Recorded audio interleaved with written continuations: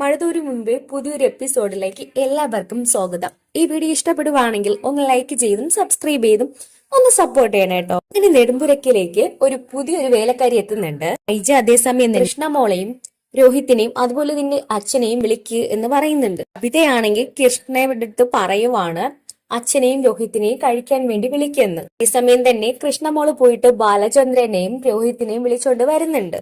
Food കഴിക്കാൻ വേണ്ടി എല്ലാം ടേബിളിന്റെ മുകളിൽ കൊണ്ടുവയ്ക്കുന്നുണ്ട്. ഈ സമയം തന്നെ വൈജയന്തി എല്ലാ പ്ലാറ്റ്സും എല്ലാം എടുത്ത് കൊടുക്കുന്നുണ്ട്. ഈ സമയം നമ്മുടെ ബാലചന്ദ്രൻ വന്ന് വാഷ് ചെയ്യുന്നുണ്ട് കൈ. ഇത് പറയുവാണ്, അച്ഛാ എന്റെ ബൈക്ക് വർക്ക്ഷോപ്പിൽ കൊടുക്കണം അച്ഛാ, എത്ര വർഷമായി എന്നൊക്കെ ചോദിക്കണം. 3 വർഷമായി. ആ ശരി കൊടുക്കാം എന്നൊക്കെ പറയുന്നുണ്ട് ബാലചന്ദ്രൻ. എന്നെ പറഞ്ഞിട്ട് ബാലചന്ദ്രൻ അങ്ങോട്ടേക്ക് പോകുന്നുണ്ട്. എല്ലാം ഡൈനിങ് ടേബിൾ എടുത്ത് വെച്ചിട്ടുണ്ടായിരുന്നു. എല്ലാവരും ഫുഡ് കഴിക്കാൻ വേണ്ടി ഡൈനിങ് ടേബിളിൽ ഇരിക്കുവാണ്. അതേസമയം എല്ലാവർക്കും വേണ്ടി വിളമ്പി കൊടുക്കുന്ന സമയത്ത് വൈജയന്തി പറയുവാണ്, നീ എന്താ ഇങ്ങനെ എല്ലാവരും കഴിക്കുന്നത് നോക്കി നിൽക്കുന്നത്, നീയും ഇരുന്ന് കഴിക്ക് എന്ന് പറയുവാണ്. സമയം സരി ഭയങ്കര സന്തോഷമാകുന്നുണ്ട്. കാരണം അവരോടൊപ്പം കഴിക്കാൻ പറഞ്ഞല്ലോ, അത് കേട്ടപ്പോഴാണ് അവൾക്ക് സന്തോഷം. ഇതാണെങ്കിൽ ചേർ പിടിച്ചിട്ട് അവിടെ ഇരിക്കുവാണ്. ഇരിക്കുന്ന ആ സമയത്ത് നമ്മുടെ ബാലചന്ദ്രന് അതൊട്ടും തന്നെ ഇഷ്ടപ്പെടുന്നില്ല. ബാലചന്ദ്രനെ പോലെ തന്നെ ബബിതയ്ക്കും കൃഷ്ണമോൾക്കും രോഹിത്തിനൊന്നും അതൊട്ടും തന്നെ ഇഷ്ടപ്പെട്ടില്ല. മാത്രവുമല്ല അവർക്ക് നല്ല രീതിയിൽ മനസ്സിലാകുന്നുണ്ട് ഇത് വൈജയന്തി മനഃപൂർവ്വം അവരോട് കാണിക്കുന്നതാണെന്ന്. അതേസമയം തന്നെ സരിത ഫുഡ് വിളമ്പാൻ വേണ്ടി പാത്രം എടുത്ത് വെക്കുന്ന സമയത്ത് ചന്ദ്രൻ പറയുവാണ്, സരിതയെ ഫുഡ് എടുക്കാൻ വരട്ടെ.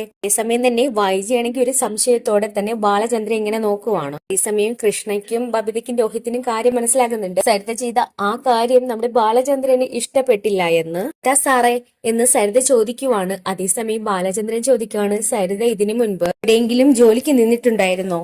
നിന്നിട്ടുണ്ട് എന്ന് സരിത പറയുവാണ്. അവിടെ എങ്ങനെയാ? അവിടേക്ക് എങ്ങനെ എല്ലാവരുടെയും ഒപ്പം ഇരുന്നാണോ ഫുഡ് കഴിക്കുന്നതെന്ന്. ഈ സമയം തന്നെ സരിത പറയുവാണ്, ഇല്ല സാറേ, എല്ലാവരും കഴിച്ചു കഴിഞ്ഞതിന് ശേഷമാണ് ഞാൻ കഴിക്കുന്നതെന്ന്. ഈ സമയം ബാലചന്ദ്രൻ വീണ്ടും പറയുവാണ്, അല്ല ഇവിടെ വന്നപ്പോഴാ എന്താ ഒരു പുതിയ മാറ്റം? ഈ സമയം തന്നെ വൈജ പറയുവാണ്, ഞാൻ പറഞ്ഞിട്ടല്ലേ അവള് ഫുഡ് കഴിക്കാൻ വേണ്ടി ഇരുന്നത്, നമ്മൾ ആഹാരം കഴിക്കുമ്പോ അവള് മാറി നിൽക്കേണ്ട ആവശ്യമൊന്നുമില്ലല്ലോ എന്ന് പറയുവാണ്. ഇവിടത്തെ മേൽവടക്കം എല്ലാവരുടെയും കൂടെ ഇരുന്നാണല്ലോ വേലക്കാരിയും കഴിക്കേണ്ടത്, അതുകൊണ്ട് തന്നെ സരിതയും ഇവിടെ ഇരുന്നോട്ടെ എന്നാ ഞാൻ വിചാരിച്ചത്.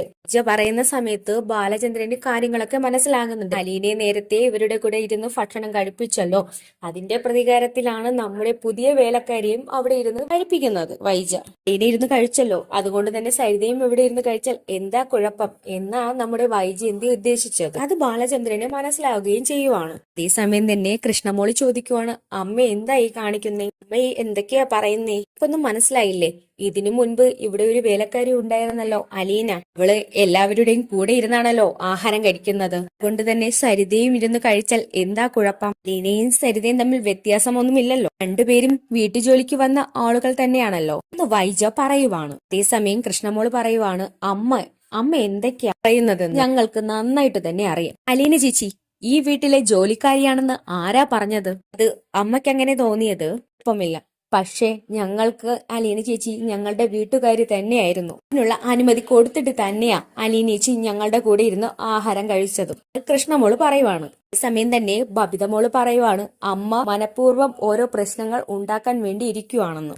കേൾക്കുന്ന ബാലചന്ദ്രൻ പറയുവാണ്, ആഹാരം കഴിക്കാൻ ഇരിക്കണോ പോകണോ എന്ന്. ഈ സമയം തന്നെ സരിത പറയുവാണ്, ഞാൻ കാരണം നിങ്ങളൊന്നും വഴക്കിടണ്ട, പിന്നെ കഴിച്ചോളാം എന്ന് പറയുന്നുണ്ട്. സരിത അവിടെ നിന്ന് എണീറ്റ് മാറുന്നുണ്ട്. സരിത മാറിയതോടെ വൈജയന്തിക്ക് അതൊട്ടും തന്നെ ഇഷ്ടപ്പെടുന്നില്ല. വൈജയന്തി ചെയ്തതെന്ന് വെച്ചാൽ അലീനയും സരിതയും ഒരുപോലെ തന്നെയാണ് എന്ന് അവരുടെ മുന്നിൽ കാണിക്കാൻ വേണ്ടിയാണ് അവൾ ചെയ്തത്. പക്ഷെ അവൾ ചെയ്ത പ്ലാൻ എല്ലാം പൊളിഞ്ഞു പോയിരിക്കുവാണ്. പിന്നെ ബാലചന്ദ്രനും കൃഷ്ണയും രോഹിത്തും എല്ലാം ഫുഡ് കഴിച്ചിട്ട് പോകുവാണ്. അതുപോലെ തന്നെ വൈജയാണെങ്കിൽ വൈജ വിചാരിച്ച കാര്യം നടന്നതുമില്ല. അതേസമയം തന്നെ കുളത്തുപുഴയിലെ കാര്യമാണ് കാണിക്കുന്നത്. കുളത്തുപുഴയിലാണെങ്കിൽ സ്റ്റാൻലി ആകെ വിഷമത്തോടെയാണ് ഇരിക്കുന്നത്. ഇനിയാണെങ്കിൽ സ്റ്റാൻലിയോട് എപ്പോഴും എതിരായിട്ട് സംസാരിക്കുന്നതും എപ്പോഴും ഓഫണേജിലെ കാര്യങ്ങളൊക്കെ പറയുന്നതും എല്ലാം കേട്ട് വിഷമിച്ച് അങ്ങനെ സ്റ്റാൻലി ഇരിക്കുവാണ്. അതേസമയം തന്നെ ഈ കാര്യങ്ങളെല്ലാം പരാതിയായിട്ട് നമ്മുടെ ഔതക്കുട്ടിയെ സ്റ്റാൻലി അറിയിക്കുന്നുണ്ട്. അതേസമയം തന്നെ ഔതക്കുട്ടി പറയുവാണ്, അവള് പറയുന്നതിൽ എന്താ തെറ്റ്? ഇത്രയും നാൾ അവൾ ഓഫണേജിലല്ലേ സ്റ്റാൻലി ജീവിച്ചത്, അതുകൊണ്ട് തന്നെ അവൾക്കൊരു സഹതാപവും സ്നേഹവും ഉള്ളതൊക്കെ നല്ലതല്ലേ. പോലെയുള്ള ഒരു കുട്ടിയെ കിട്ടാൻ നീ ഭാഗ്യം ചെയ്തതായിരിക്കും മോനെ. എന്റെ മകൾ അത്രയും നല്ലൊരു പെൺകുട്ടിയല്ലേ മോനെ എന്ന് ഔതക്കുട്ടി പറയുവാണ്. അതേസമയം സ്റ്റാൻലി പറയുവാണ്, അപ്പച്ചൻ ഇപ്പോ അവളോട് സ്നേഹം തോന്നാൻ കാരണമൊക്കെ എനിക്കറിയാം, അമ്മയെ പോലെ ഇരിക്കുന്നത് കൊണ്ടല്ലേ അപ്പച്ചനും അലീനയോട് അലിവ് തോന്നിയത് എന്ന് സ്റ്റാൻലി ചോദിക്കുവാണ്. അതുകൊണ്ടൊന്നും അല്ലടോ, അവൾ പറയുന്നതിലും കുറെ കാര്യങ്ങളുണ്ട്. പറയുന്ന കാര്യങ്ങൾക്ക് ന്യായമുണ്ട്.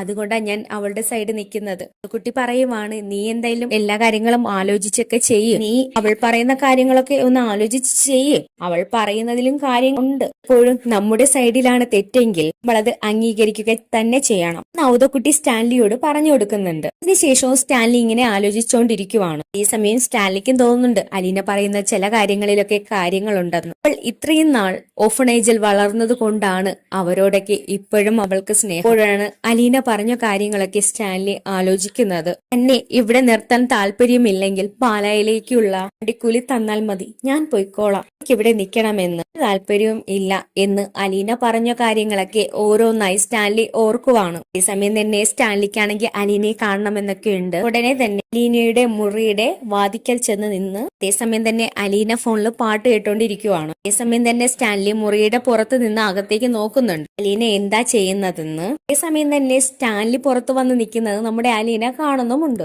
അലീന ചാടി എഴുന്നേറ്റ് സ്റ്റാൻലിയുടെ അടുത്തേക്ക് പോകുന്നുണ്ട്. ശേഷം സ്റ്റാൻലിയോട് അലീന ചോദിക്കുവാണ്, എന്താ? ഒന്നുമില്ല, ഇവിടെ എന്ത് ചെയ്യുകയാ എന്ന് നോക്കാൻ വേണ്ടി ഞാൻ വന്നതാ എന്ന് സ്റ്റാൻലി പറയുവാണ്. ഈ സമയം അലീന പറയുവാണ്, ഞാൻ പാട്ട് കേട്ടുകൊണ്ടിരിക്കുവായിരുന്നു, ഒക്കെ പുസ്തകവും വായിക്കും. പിന്നെ അങ്ങനെ പറയുവാണ്. എന്നിട്ട് പറയുവാണ്, എന്തെങ്കിലും ആവശ്യമുണ്ടെങ്കിൽ പറയണം. സ്റ്റാൻലി അലീനയോട് പറയുന്നുണ്ട്. ശേഷം സ്റ്റാൻലി അലീനയോട് പറയുവാണ്, ഞാൻ ഓഫണേജിലേക്ക് വേണ്ടുന്ന കാര്യങ്ങളൊക്കെ ചെയ്തോളാം. എനിക്ക് ഈ കാര്യങ്ങളെ കുറിച്ചൊന്നും കൂടുതലായിട്ടൊന്നും അറിയത്തില്ല. ഞാൻ ഇവിടെ നിന്ന് അലീനയോട് പോകാൻ പറഞ്ഞിട്ടില്ല. അലീനയോട് ഞാൻ ഇവിടെ നിന്ന് പോകാൻ പറയത്തില്ല. കാരണം നീ എന്റെ മകളാണ് എന്ന് സ്റ്റാൻലി പറയുന്നത് കേൾക്കുമ്പോ നമ്മുടെ അലീനയ്ക്ക് ഭയങ്കര സന്തോഷം തോന്നുവാണ്. അലീന പറഞ്ഞ കാര്യങ്ങളൊക്കെ ഞാൻ ആലോചിക്കുന്നുണ്ട് എന്ന് പറഞ്ഞിട്ട് സ്റ്റാൻലി അങ്ങോട്ടേക്ക് പോകുന്നുണ്ട്. ഈ സമയം അലീന അവിടെ നിന്നുകൊണ്ട് തന്നെ സ്റ്റാൻലി പറഞ്ഞ കാര്യങ്ങളൊക്കെ ആലോചിക്കുവാണ്. സ്റ്റാൻലിക്ക് അലീനയോട് നല്ല സ്നേഹമുണ്ട്. പക്ഷെ അത് അലീനയോട് പ്രകടിപ്പിക്കാനൊന്നും സ്റ്റാൻലിക്ക് കഴിയുന്നില്ല. കാണിക്കുന്നതെന്ന് വെച്ചാൽ പിറ്റേ ദിവസം രാവിലെ തന്നെ നമ്മുടെ രോഹിത്തും ഭവിതയൊക്കെ കിച്ചണിൽ കയറി ജോലിയൊക്കെ ചെയ്യുവാണ്. കൂടെ കൃഷ്ണ മോളും ഉണ്ട്. ഈ സമയം ഈ സൗണ്ടൊക്കെ കേട്ടിട്ട് അങ്ങോട്ടേക്ക് വൈജയും എത്തുന്നുണ്ട്. വൈജയന്തി അങ്ങോട്ടേക്ക് വരുന്ന സമയത്ത് എല്ലാവരും ഓരോ ജോലി ചെയ്യുന്നുണ്ട്. രോഹിത്, നമ്മുടെ ബബിതയും കൃഷ്ണമോളും ഒക്കെ. അതേസമയം തന്നെ നമ്മുടെ കൃഷ്ണയോട് വൈജയന്തി ചോദിക്കുക, ഇതൊക്കെ എന്താ? സരിത വന്നില്ലേ എന്ന് ചോദിക്കുവാണ്. വന്നില്ല അമ്മേ. അതേസമയം തന്നെ വൈജ നമ്മുടെ ബബിതയോട് ചോദിക്കുവാണ്, നീ എന്താടി കാണിക്കുന്നത്? അവള് വന്നത് ചെയ്തിയത്തില്ലേ?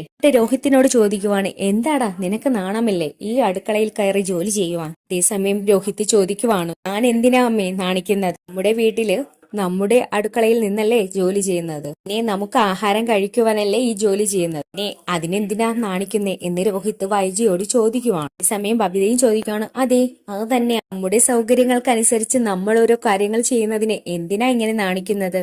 നമ്മുടെ കാര്യത്തിന് ആ ചേച്ചിയുടെ സൗകര്യം നോക്കി നിൽക്കാൻ നമുക്ക് പറ്റുമോ എന്ന് ബബിത വൈജയോട് ചോദിക്കുവാണ്. ഇത് കേൾക്കുമ്പോ വൈജയന്തിക്ക് ഒട്ടും തന്നെ ഇഷ്ടപ്പെടുന്നില്ല. അതേസമയം തന്നെ വൈജ പറയുവാണ്, ഇവിടെ ഞാൻ തീരുമാനിക്കുന്ന കാര്യങ്ങളെ ഇവിടെ നടക്കത്തുള്ളൂ. പിന്നെ എപ്പോഴെങ്കിലും നിന്റെയൊക്കെ ചെലവിൽ ഞാൻ കഴിയേണ്ട ഒരവസ്ഥ വരുമ്പോ ഞാൻ നിങ്ങൾ പറയുന്ന കാര്യങ്ങളൊക്കെ കേട്ടോളാം. ഇതുവരെ എന്റെ സൗകര്യത്തിന് ഞാൻ പറയുന്നതൊക്കെ കേട്ട് ഇവിടെ നിന്നോളണം എന്ന് അവരുടെ 3 പേരോടും പറയുവാണ്. ഈ സമയം തന്നെ ബബിത പറയുവാണ്, അത് നടക്കത്തില്ല അമ്മേ. അമ്മ പറയുന്നത് കേട്ട് അമ്മയുടെ സൗകര്യത്തിന് ഞങ്ങൾക്ക് ജീവിക്കാൻ പറ്റത്തില്ല അമ്മേ. ഈ സമയം കൃഷ്ണമോള് പറയുവാണ്, അതിന് ഞങ്ങളൊന്നും ചെയ്തില്ലല്ലോ അമ്മേ, ഞങ്ങൾക്ക് വേണ്ടത് ഞങ്ങൾ ഉണ്ടാക്കി കഴിച്ചു. ഈ സമയം വൈജയന്തി പറയുവാണ്, അതിനു വേണ്ടിയല്ലേ ഇവിടെ സരിതയെ നിർത്തിയിരിക്കുന്നത്. സരിത വന്ന് ചെയ്തോളും, നിങ്ങൾ എന്തിനാ ആവശ്യമില്ലാതെ അടുക്കളയിലേക്ക് കയറിയത്? അതുകൊണ്ട് തന്നെ മര്യാദയ്ക്ക് ഞാൻ പറയുന്നത് കേട്ട് ഇവിടെ നിൽക്കണം എന്ന് പറയുവാണ്. ഈ സമയം ബബിത പറയുവാണ്, അമ്മയുടെ സൗകര്യത്തിന് അനുസരിച്ച് ഓരോന്ന് ചെയ്യാൻ ഞങ്ങൾക്ക് പറ്റത്തില്ല. അമ്മയുടെ ഇഷ്ടത്തിന് വേറെ എവിടെയെങ്കിലും പോയി താമസിച്ച്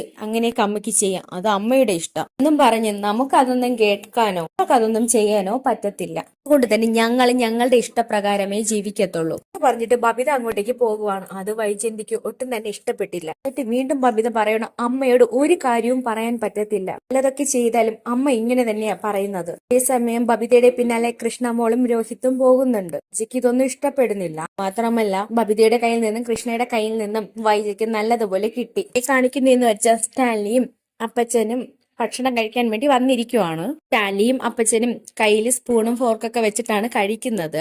അലീനയാണെങ്കിൽ വന്നിരുന്നിട്ട് എങ്ങനെ കഴിക്കണമെന്നറിയാതെ ഇങ്ങനെ ഇരിക്കുവാണ്. കൈകൊണ്ട് വാരി കഴിച്ചാൽ സ്റ്റാൻലി വഴക്ക് പറയുമോ എന്ന പേടിയോടുകൂടിയാണ് അലീന അവിടെ ഇരിക്കുന്നത്. അതേസമയം ഔതക്കുട്ടി ചായൻ ചോദിക്കുവാണ്, എന്താ മോളെ നീ എന്താ ഒന്നും കഴിക്കാത്തേ? അതേസമയം തന്നെ അലീന പറയുവാണ്, അല്ല വല്യപ്പച്ച, എനിക്ക് ഇത് വെച്ചിട്ട് കഴിക്കാൻ അറിയത്തില്ല, എനിക്ക് വശമില്ല അപ്പച്ച. എന്താ മോളെ അത് വെച്ച് കഴിക്കണമെന്ന് ആരാ മോളോട് പറഞ്ഞത്? മോള് കൈകൊണ്ട് കഴിക്കുക, എന്തായാലും വിശപ്പ് മാറിയാൽ പോരെ മോളെ. ഔതക്കുട്ടി പറയുവാണ്. കേൾക്കുമ്പോ അലീനയ്ക്ക് ഭയങ്കര സന്തോഷാകുവാണേ. എല്ലാം കേട്ടുകൊണ്ട് സ്റ്റാൻലിയും അവിടെ തന്നെ ഇരിക്കുവാണ്. അതേസമയം സ്റ്റാൻലി അലീനയെ തന്നെ നോക്കുന്നുണ്ട്. നമ്മുടെ അലീനയാണെങ്കിൽ സ്പൂണും ഫോർക്കും അവിടെ വെച്ചിട്ട് സന്തോഷത്തോടു കൂടി തന്നെ ആഹാരം വാരി കഴിക്കുവാണ്. കണ്ടിട്ട് സ്റ്റാൻലി അലീന എന്ന് വിളിക്കുന്നുണ്ട്. സമയത്ത് അലീന ഞെട്ടി സ്റ്റാൻലിയെ തന്നെ നോക്കുവാണ്. സ്റ്റാൻലി അലീനയോട് പറയുവാണ്, ഞാൻ പറഞ്ഞിട്ടില്ലേ ഇങ്ങനെയല്ലേ ഇവിടെ കഴിക്കേണ്ടതെന്ന്, കഴിക്കുന്നതിനൊക്കെ ഒരു ഡിസിപ്ലിൻ ഉണ്ട് ഒക്കെ പറഞ്ഞുകൊണ്ട് സ്റ്റാൻലി അലീനയോട് ചൂടാകുന്നുണ്ട്. അലീന സമയത്ത് വിഷമത്തോടു കൂടി ഇരിക്കുവാണ്. അതേസമയം ഔതക്കുട്ടി ചായം പറയുവാണ്, നീ എന്താടാ ഈ പറയുന്നത്? വേണമെങ്കിൽ നിനക്ക് ഇഷ്ടമുള്ള രീതിയിൽ കഴിച്ചോ, പിന്നെ അവളുടെ ഇഷ്ടത്തിന് കഴിക്കട്ടെ ഔതക്കുട്ടി ചായൻ പറയുവാണ്. ഒക്കെ കേട്ട് അലീന വിഷമത്തോടെ തന്നെ അവിടെ ഇരിക്കുവാണ്. ആഹാരം മുന്നിൽ കൊണ്ടുവച്ചിട്ടും കഴിക്കാൻ പറ്റാത്ത അവസ്ഥ. അങ്ങനെ ഒരു അവസ്ഥയിൽ അലീന ഇരിക്കുവാണ്. അപ്പൊ ഇത്രയൊക്കെയാണ് ഈ എപ്പിസോഡിൽ കാണിക്കുക. ഈ വീഡിയോ ഇഷ്ടപ്പെടുവാണെങ്കിൽ ഒന്ന് ലൈക്ക് ചെയ്ത് സബ്സ്ക്രൈബ് ചെയ്ത് ഒന്ന് സപ്പോർട്ട് ചെയ്യണം കേട്ടോ.